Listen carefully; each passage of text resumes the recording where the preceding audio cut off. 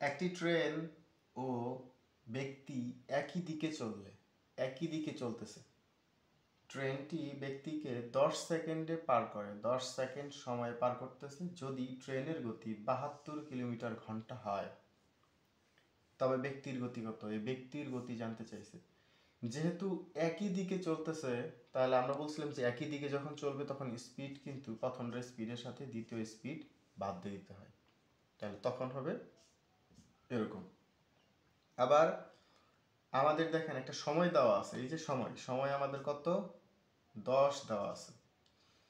আবার আমাদের ট্রেনের গতি হইতেছে 72 কিলোমিটার ঘন্টা। তাহলে আমাদের এই যে ট্রেনের প্রথমটার যে গতি, তার প্রথমটার গতি আমরা বের করতেছি। প্রথমটার গতি কত?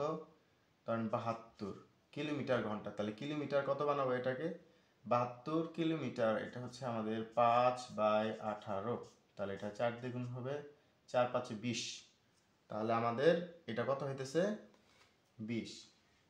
আমরা ব্র্যাকেটটা উঠাই দিই, তাহলে আমাদের এটা হয়ে গেল 20। তাহলে আমাদের 20। এখন দেখেন এই পাশে হচ্ছে দৈর্ঘ্য। আমাদের কোথাও দৈর্ঘ্য দেওয়া নাই। আমাদের কিন্তু একটা দৈর্ঘ্য হয়ে গেলেই আমরা এই যে ব্যক্তির গতি বের করতে পারতেছি। তাহলে আমাদের দৈর্ঘ্যটা কি করে বের করতে হয়? এখন আমরা দেখেন আমাদের এখানে কিন্তু একটা সময় দেওয়া আছে, এই যে সময়। আবার আমরা একটা গতিও বের করছি, আমাদের একটা গতিও আছে। এই গতিটা কার? ট্রেনের। এই ট্রেন কি করছে? 10 সেকেন্ডে পার করছে। তাহলে ট্রেন ধরেন আমরা ট্রেন 10 সেকেন্ডে পার করলো, ট্রেনের গতি হইলো কত? 20। 10 সেকেন্ডে পার করলো, গতি হলো 20। তাহলে ট্রেনের দৈর্ঘ্য কত? 200। তাহলে ট্রেনের দৈর্ঘ্য আমরা পেয়ে গেছি। তাহলে ট্রেনের দৈর্ঘ্যটা যখন পাইলাম, তাহলে আমাদের কাজ হলো কি? ট্রেনের দৈর্ঘ্য পেয়ে গেছি, এখন আমরা অঙ্কটা করে ফেলি। তাহলে 200, এর পাশে দেখেন শূন্য শূন্য কাটা যায়, এর পাশে থাকে 20। 20 মাইনাস S2। S2 কার কি? ব্যক্তির গতি। তাহলে এখন আসলে কাটাকাটি করলে, যাই হোক আমরা কাজ করলে হবে S2 এর মান হচ্ছে 0, মানে ব্যক্তির গতি ছিল 0। এই অঙ্ক আমরা আস্তে আস্তে কিন্তু বেসিক থেকে একটু অ্যাডভান্সের দিকে যাচ্ছি। এটা একটু জটিল মনে হইতেছে, আমরা এটাকে আরেকবার একটু দেখি যে কিভাবে করা যায়। আরেকবার একটু এইভাবে দেখি। আমাদের প্রথম ক্ষেত্রে হচ্ছে আমাদের আগে দেখতে হবে কি কি বলছে, যে ট্রেন এবং ব্যক্তি দুজন একই দিকে চলতেছে। তাহলে আমাদের মনে মনে চিন্তা করতে হবে যে যখন ট্রেন এবং ব্যক্তি একই দিকে চলে, তখন তাহলে প্রথমটা হইতেছে ট্রেনের গতি, দ্বিতীয়টা হইতেছে ব্যক্তির গতি। ট্রেনের গতি থেকে ব্যক্তির গতি বাদ দিয়ে দিলাম। আমাদের সূত্র কিন্তু একটাই, গতি বাদ দিয়ে দিছি। এখন আমাদের দেখেন সময় দেওয়া আছে, আমাদের সময়টা দেওয়া আছে যে কত সময়ে আসলে কাজটা করতেছে।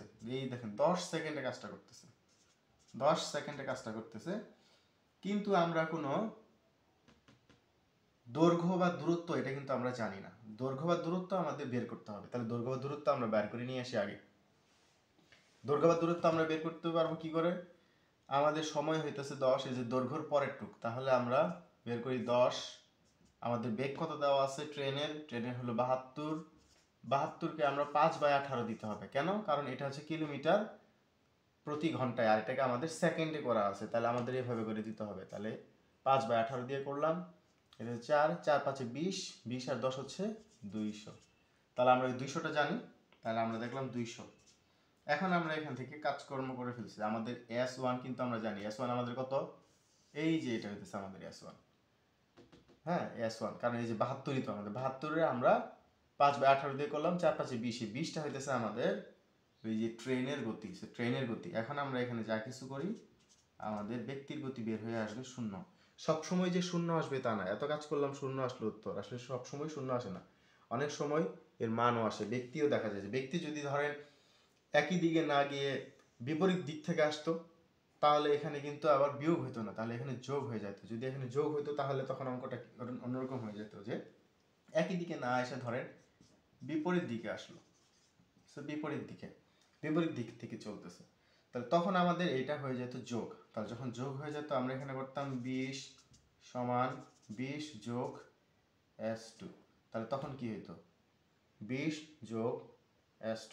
তাহলে দেখেন এখন আমাদের S2 সমান 20 থেকে 20 বাদ দিতে দিলাম 0। এখন এখানে 20 আর 20 আছে। আমাদের যদি কখনো এরকম হয়ে যেত যে এখানে 20 না, এখানে ধরেন হচ্ছে এখানে মান হলো বেশি, ধরেন 30, তাহলে তখনই কিন্তু আমাদের রেজাল্ট হয়ে যেত 10। বুঝতেছেন যে পরিবর্তনটা মানের উপরে, যেহেতু একই ধরনের এখানে মান আছে তাই অঙ্ক আসতেছে শূন্য, কিন্তু আসলে সবসময়ই শূন্য হবে না। আপনাদের বিপরীত দিক থেকে আসলে চিন্তা করতে হবে এখানে যোগ, আর যদি একই দিকে আসে তাহলে আমাদের দিয়ে দিতে হবে বিয়োগ।